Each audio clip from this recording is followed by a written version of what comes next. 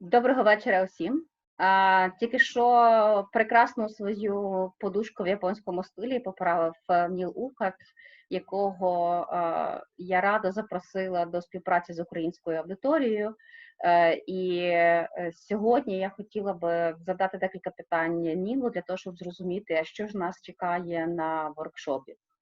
I just mentioned that the guy who corrected the pillow, he's the one who agreed to run a workshop on the 5th and on 13th of August, and I'll be ready to question you this evening. And the first question is, when we were discussing the format, you immediately told me that lecture is not what you're expecting as the field where you can work with group. You rather prefer immediately to have a practical field of exchange of knowledge. Why so? Why you prefer a practical seminar instead of a simple lecture? Tell me and I forget, teach me and I may remember, involve me and I may learn. That's Benjamin Franklin. So when you tell people, then it's very easy for you'll have a variety of opinions. The people who you address will have a variety of opinions. So be yes, some agree with you, some are I don't know, and other people are skeptical. If I show somebody, that may convince them a little bit more, but if I involve them, then they have their own evidence to believe me or not. And I think that's always much more powerful.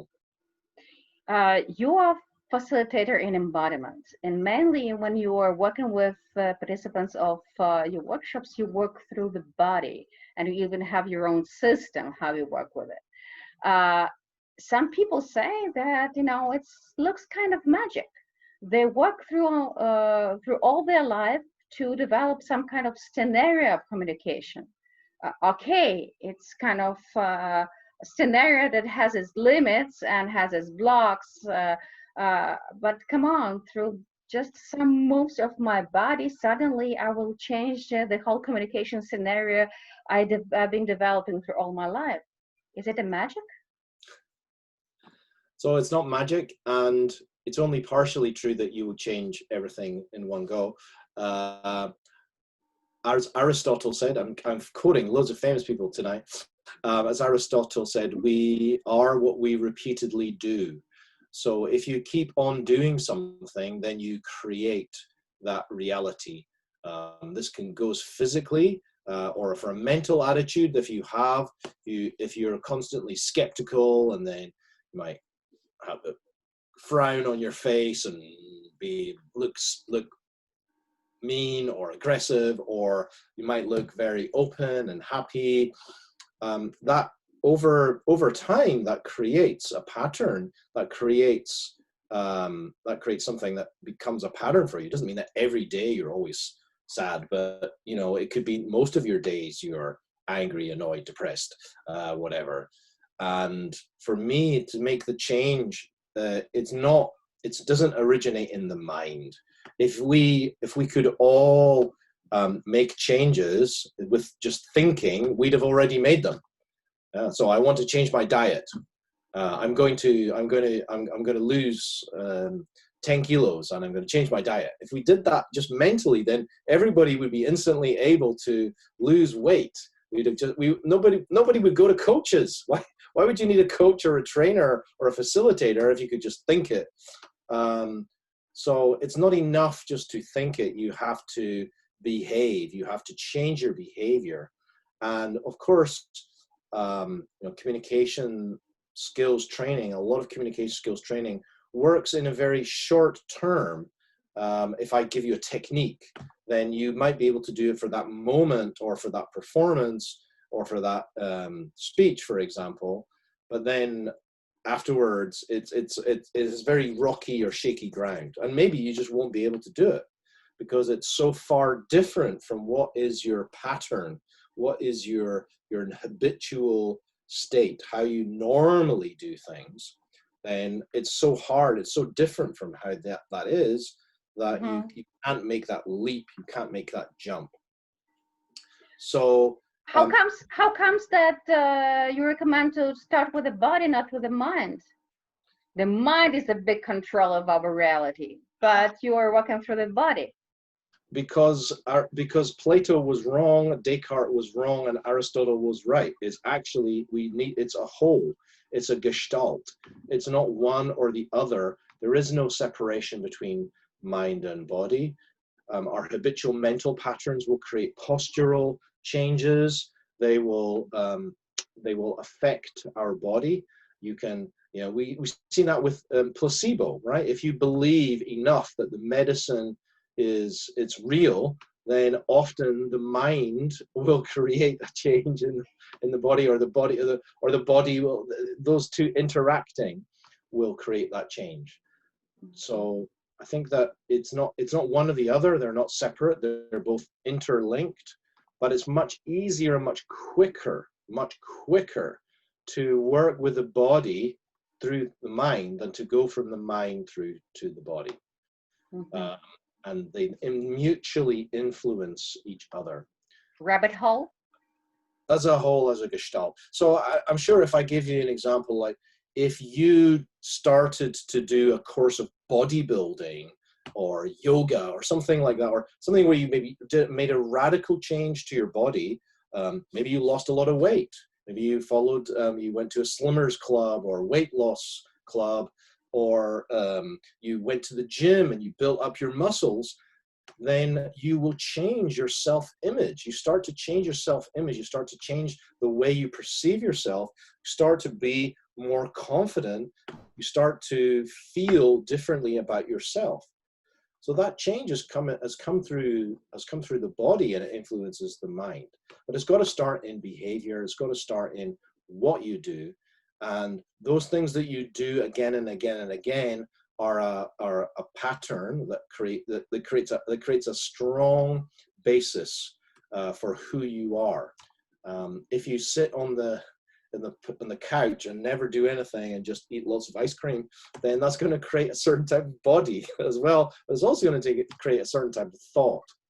So those patterns that we repeat again and again, if you can change them, and if you change them in the right way, then you can really make big changes in your life. Mm-hmm.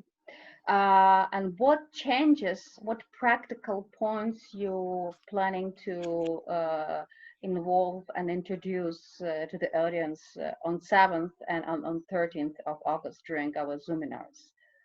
So give us some key secrets, a little bit more about the planning of how you plan to work with the audience. So one of the first things I want to introduce to you is the 4 elements. Now, many of you might be familiar with the 4 elements: fire, earth, air, and water. You might be familiar with personality profiling or other systems through various traditions. But what I want to do, look at it is in 2 ways. I want to emphasize the state that you're in, so how to use that framework to change your state, that is what you're experiencing right now, and then giving some practical tools.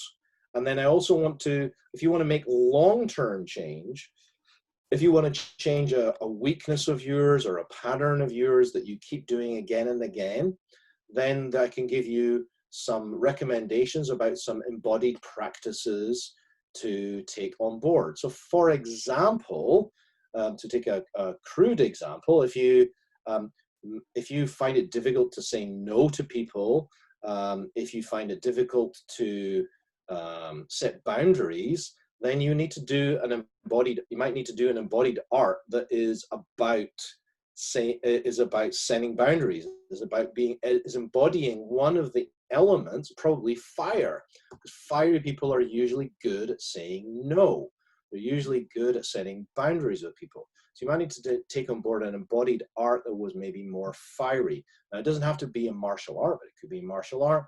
It could be dance. It could be types of dance. Some types of dance are very fiery, like tango, I think. So some Spanish, Argentinian dances, which are very fiery. So those could be ways of expressing that inner fire and helping you to make change over time. It's not going to just, you do one lesson and suddenly you're transformed. No, that doesn't work. It has to be, it would be over time. Imagine if I've been doing martial arts for 20 years now. That's had an effect on me and my personality over that course of time. But some keys, some life hacks,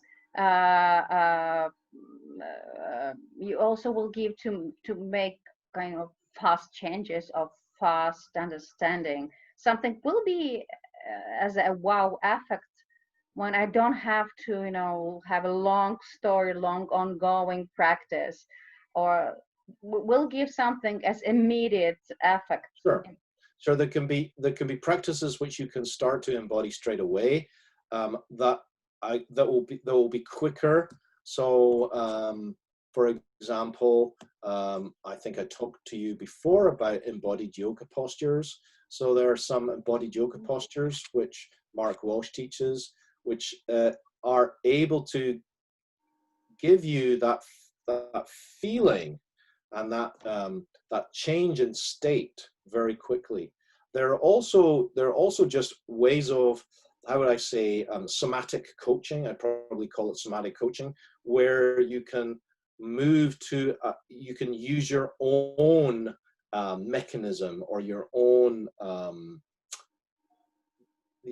embodiment to make a change from embodying how you are now. Maybe you're like this, and this is how you feel. Maybe you don't look like this, but you feel like this. You embody that state, and then moving to another state that is the state that you would like to be.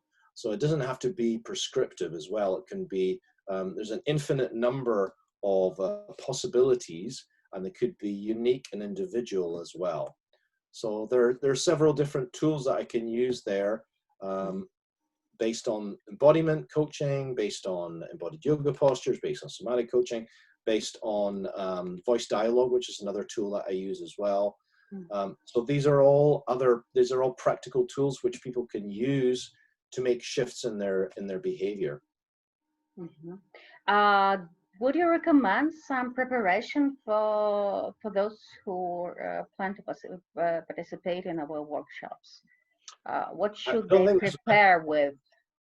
I don't think there's much to do. I think the only thing that might help is thinking about what are some of the weaknesses that you feel that you have, what are some of the challenges that you experience, and maybe what are some of your strengths. So what do you feel like you do well, and how would you assess your challenges? And then once we introduce you to the framework of the 4 elements and how they fit in, then that's going to give you a little bit more understanding, and then also maybe where you're weakest and what you might need, and a practice that you might need to develop. So some tools I can give, and also maybe a longer term practice, some recommendations.